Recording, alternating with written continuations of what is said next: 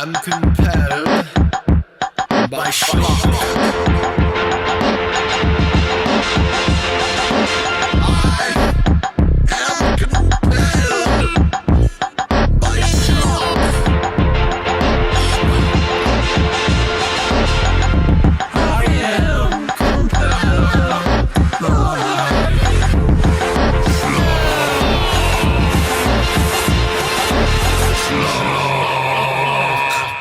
What is up, everybody? It is Schlock O'Clock.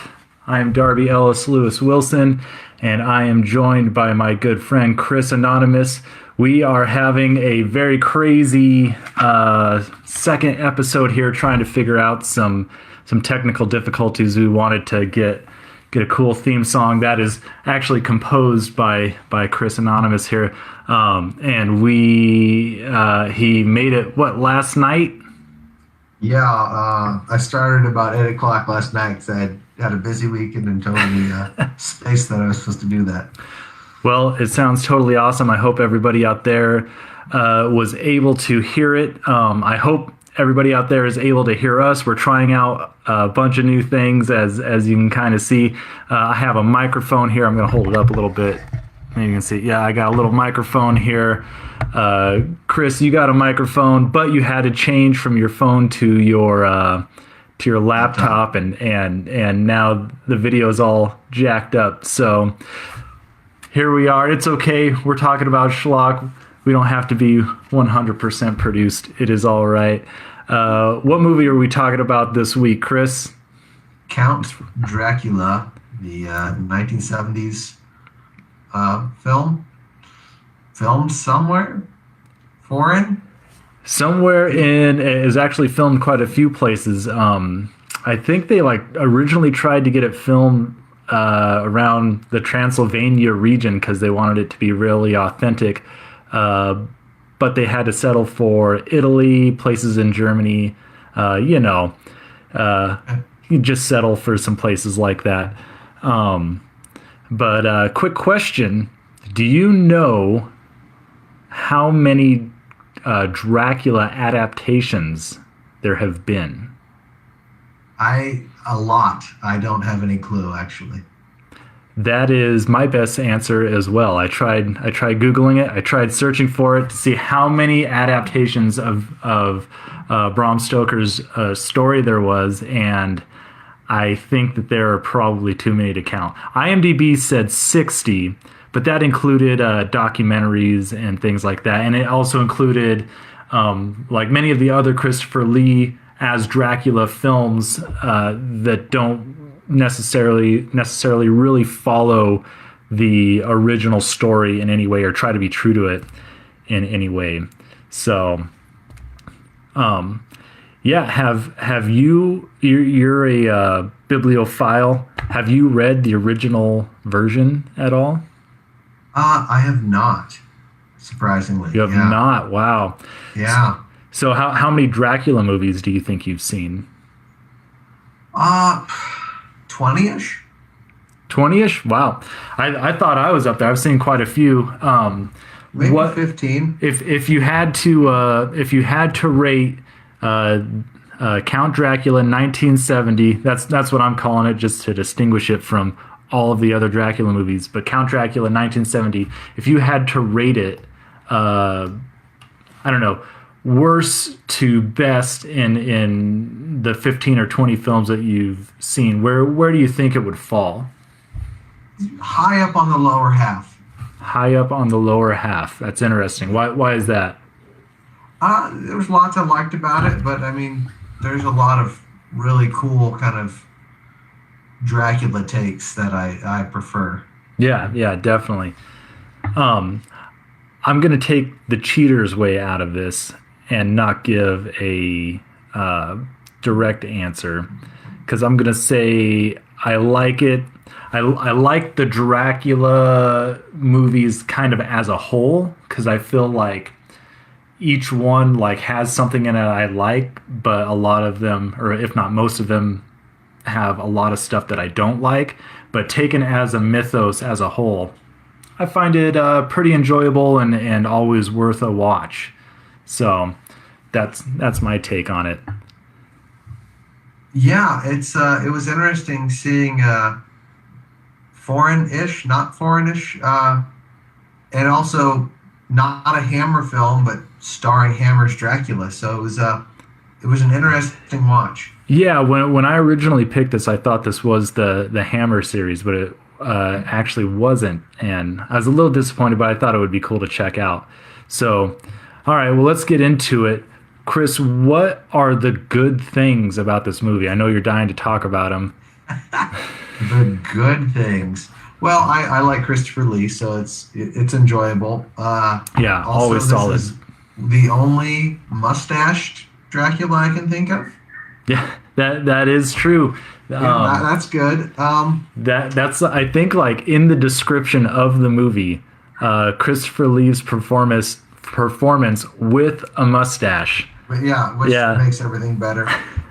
There was some cool shots. There were some cool costumes and atmosphere and some okay music. I mean, nothing was like extremely good. Like, again, I'll probably say that in the bad, not as much either, but it was just okay. Yeah, like, just okay. Yeah. Well, I'm going to jump in there then. I'm going to say I thought it was a beautiful movie. I really enjoyed looking at this movie, and there were a lot of things in there that I felt like they were very high production value that made all of the low production value stuff very forgivable. Just the fact that they got shots of real castles, to me, that just made it feel real probably isn't the right word, but it just sold it a lot more to me. Authentic, yeah, like I agree with you. Authentic gothic horror. There was some cool architecture, and they got some cool shots of it. Yeah, for sure. And I have a little bit more to say on that, but we might have to go into the bad for it. So, okay. So yeah, why don't you go into the bad and tell me what you didn't like? A lot of the acting. A lot of the shot composition. I mean, there were some really, really cool shots, and then there was like about every 5 seconds they just zoomed into their eyes. Yeah, the crazy zooms. It was like he had just learned that, and he was crazy zooming. We're gonna zoom. We're gonna zoom in on everything. Every little beat of action, every little thing, like, let's zoom into their eyes and hold it for a second. Well, they did it once where they zoomed into an empty corner of a room and they held it there for quite a while. And I was awesome. Like, all right, man, filmmaking. And then they like cut the image away, and then they cut back to the same image, and Dracula's there, like, poof. Right, it implies that he manifested from thin air or whatever. Right. It's a cheap special effect, and so I expected that after that instance. I expected that for the rest of the movie. Every time they did one of those weird long zoom ins, I expected that, and never ever happened again. So I think they punked me. They punked me hard on that one. It was really bad, but then by the end of the movie, I loved it because they just kept doing it and doing it and doing it. Right. Well, and I can't help but look at it from kind of a modern digital editing standpoint, right? Like, so I could see someone filming this with the idea that later they're going to use that as a transition, right? They're going to zoom in, the shot's going to get terribly blurry and look really ridiculous, but they're going to be able to transition that into the next scene very nicely using digital tools, using Adobe Premiere or something. But I guess in 1970, not in Dracula 1970. Yeah, that's just not how it turned out. What was bad to you? What was bad for me is it was boring. But to be completely fair, I think that the Dracula story is kind of boring in general. Man, I was going to bring that up in the schlock. Yeah. This was one of the most true, quote unquote adaptations to the book. Again, I haven't read the book, so I don't know, but I think they sped up a lot of the end. I think the beginning was fairly accurate, but I think after he gets out of the castle, I think there it kind of starts to unravel. You can double down on the atmosphere, and that's what a lot of the Dracula movies that I like. I liked the 92 Francis Ford Coppola, Bram Stoker's Dracula. There's lots of cool imagery and fun stuff in that. My favorite is Nosferatu, the 70s version that Klaus Kinski, who played Renfield in this, started. Yep. That's hands down my favorite. It's so cool. And again, it's imagery, atmosphere, and all sorts of other things that let you move through that slow pace of the story. Because, it is a boring story in general. He travels to Transylvania for some land deal. Some creepy stuff happens. He escapes, comes back. They're all freaking out. Dracula goes to London. He's there for a bit, freaking out. Eats some people. But it's just such an interesting, that's the story that everyone doubles down on. Okay. Yeah, I think the mythos of Dracula being Vlad the Impaler is substantially more interesting than the actual Dracula story. The fact that, or this idea that he was this, huge tyrant warlord that was really kind of trying to protect his homeland in a way, but he was just absolutely vicious and merciless and impaled people and gave the land kind of this probably very terrifying vibe for that point in time. Well, for now, I'd hate to see that now, but even if you see Dracula as is, he's the that version. It's like, do we want to watch him go kill some people, or do we want to watch him make a sandwich, right? And doing a land deal and then going to London and having to have his dirt moved there, and that's not as boring as watching him make a sandwich, but there are a lot. It's like watching dirt get moved to London. Right. And I'm like, what a cool character, and what a boring thing for us to watch him do 60 times. Did you happen to catch the Netflix miniseries?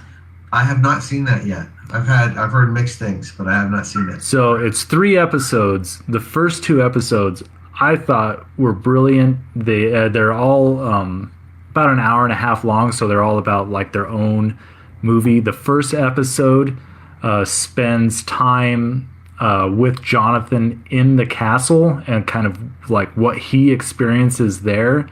The second is Dracula's boat trip to the New World, and then the third mini movie is basically the basic boring Dracula story. And gotcha. I would say the first 2 episodes are amazing. I thought they were awesome. Third episode totally turns it into a love-hate show. Gotcha. So I won't spoil it. Something at the end. So anything else in the bad, or did you want to move on to the schlock? So I think a lot of the bad kind of moves into the schlock. There's clearly some bad things in this movie, but there's sort of that schlocky part that I love. So I'll start with it. Go ahead.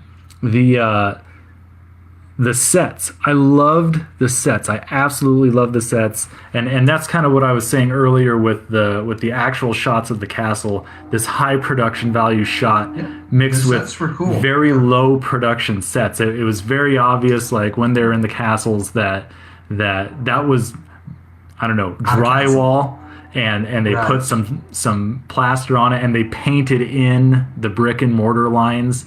But it has a cool aesthetic. But yeah, exactly, and that's the thing. There's other scenes where they have the wood siding inside of the rooms, and you can tell that the wood texture is painted on. It looks like a theatrical production of Dracula, and I thought that was just so charming, but also very schlocky.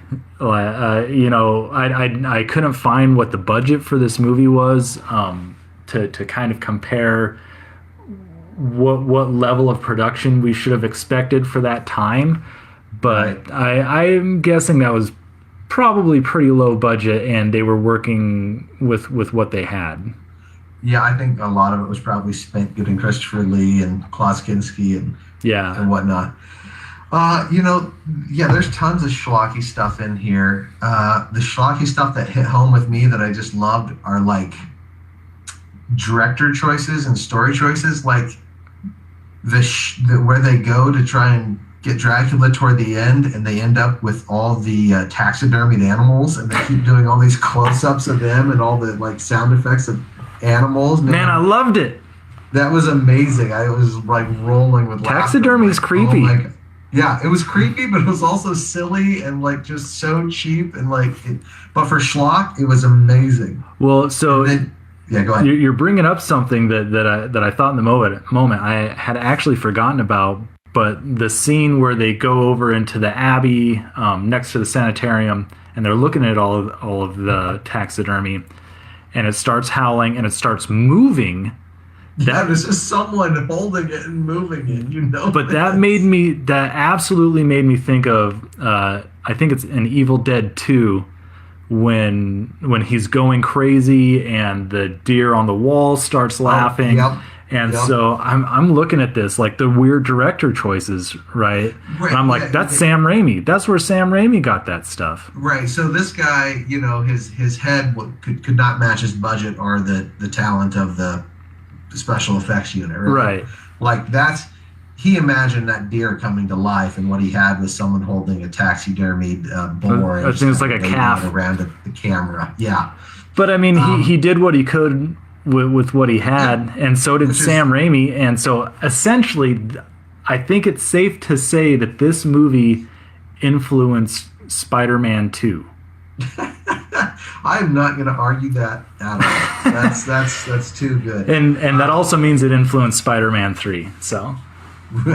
Oh yeah, which has my favorite dance number ever. Oh man, it's gold. Okay, that's some schlock. I loved two things. I loved that I kind of fit into schlock, but like when he gets in the carriage to go to Dracula in the first place, and the driver has the mask over his face. Was that Christopher Lee? I'm pretty sure it was Christopher Lee. Yeah, but it had such a cool kind of like, I don't know, like dark anime kind of like vibe going on. Yeah. Like that I loved. I'm like, that's a cool shot. That's a cool idea for a character, even if it is Dracula being his own carriage driver. And then I absolutely loved the ending. Oh my God, it was so ridiculous. It was like, let's push these boulders off and let's kill some peasants who are just delivering this. And the boulder, and how did they magically get these giant boulders up there? And they push one, and then it cuts away, and you cut back, and there's another one. I think there were parts of the castle that I think they were like there's no pushing way those off. Two characters could have actually lifted them, and then they start the casket on fire, and then they push it off the side of the castle, and it just. Screw this casket down, and it stays burning, and they stay looking at it, and then Finn. I'm like, one of the best endings ever. The casket should have exploded. I mean, really, if you're going to push something off the side of a cliff, it should have exploded. But again, like, you started Dracula on fire, he's dead, so it's just like this overkill of like, you've been a real jerk, Dracula. Push him off. Well, I just couldn't believe that out of however many hundreds of years or whatever that Dracula's been alive, no one ever thought of setting him on fire? Yeah, that was also an interesting way. I thought you could stake him and then set him on fire. I don't know. Yeah, I don't know. I don't know how you actually really kill Dracula. So make him watch the Dracula movies or read the book. He just dies of attrition. Yeah. Oh my God. So where are we at? So Mythos, the whole stake to the heart thing. I can't remember if we've actually ever talked about this, but the whole stake to the heart thing, that doesn't actually kill vampires in the grand like old world mythology. About that, where it just kind of freezes them, right? Well, it stakes them to their coffin so they can't like get up, and so they do things where they would like tie their hands together. They'd put rocks in their mouth so they like can't bite. They'd chop the head off, kind of like how you like chop the head off of a rattlesnake, you know, to separate it so it like can't bite or anything. Yeah. So I think it's interesting how that's developed into stakes kill vampires. Not true. Can't. I don't think you can kill a vampire. It's not true. I mean, it's as true as vampires, right? Right. Did you ever see the I can't remember if Wes Craven, if he directed it or if he was an executive producer or something like that, but Dracula 2000, I think it came out around the year 2000. Well, they actually had, for as ridiculous of a movie as it is, it's Dracula gets woken up in the year 2000. As ridiculous of a movie it is, I think it has actually one of the best ways to kill Dracula I've ever seen. And the idea was that Dracula, he's not actually Vlad the Impaler, like maybe he was at some point in time, but he's actually Judas. Oh, and he has a curse on him for betraying Christ, and that is why he doesn't like silver, because that's like the silver that Judas took for betraying Jesus. Yeah, he doesn't like sunset sunlight, because it was the next day that Judas killed himself. He doesn't like crosses because it reminds him of his betrayal. And they discover, spoiler alert, you've had, 21 years to see this. Spoiler alert, the way they figure out to kill him is they hang him at sunset. I keep saying it, not at sunset, at sunrise, because that's how Judas originally tried to kill himself. He tried to hang himself. And so I thought that actually contributed something to the mythos that wasn't just vampire blood nonsense. Right, which is interesting. I like vampire movies a lot more than I like Dracula movies. I like different takes on vampires. I like doing different things with them. Like, again, I like that Dracula kind of brought vampires into the world. But then, I like trying different things with them, and I like stories that aren't necessarily the Dracula story. Yeah. Or they could involve Dracula, but it's just not the Dracula story. I'm going to say something really controversial that I think is going to probably lose us a lot of fans. I think we have like one person watching right now, so it might go one way or the other. But I hate vampires. I hate vampires unless it's Blade 2. I love Blade 2, but that ain't a vampire movie. Yeah, I love vampires. Now, there's some really bad vampire stuff out there, but yeah. So do you hate vampires like in stories and things like that, or just vampire movies? Probably just vampire movies, and that's evolved to just vampires in general.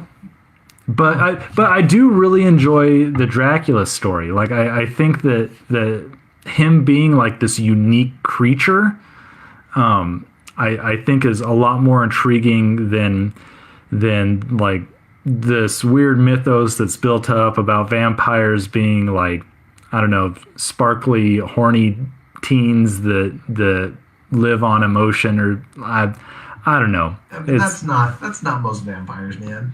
Most vampires drink blood and kill people. Yeah, but they do it sexy. They're sexy about it. I think it's ridiculous. It's terrifying. So many good vampire movies. Is there any vampire movies that aren't Dracula that you like? Yeah. Besides Blade 2, which is not a vampire movie. According to you. Vampire movies that I like. Well, Lost Boys. I mean. Okay. Exactly. That's the go-to, right? Like if you don't like Lost Boys, then you just don't like anything. Movies, I guess. Yeah. You're an asshole, and you should quit. I mean, we got about 3 minutes left to wrap up. Any last wow. Time flies, man. Circle back to the actual movie? Yeah, I just want to say, I want to circle back, one, to the killing of the peasants who I don't know, were probably just trying to make a living transporting some goods to this scary castle. They drop a boulder on the horse's head. Nothing happens to the horse. It's just like, whoa, get me out of here, and leaves. And the second thing I want to bring up is throughout the entire movie, like that. Yep. That is schlock, my friend. When my dogs look up every time. the first time they say the name Dracula, and you hear I think Renfield from the other room, he's like, ah! Just all the crazy like off camera sounds, like it was too much. It was too much for me.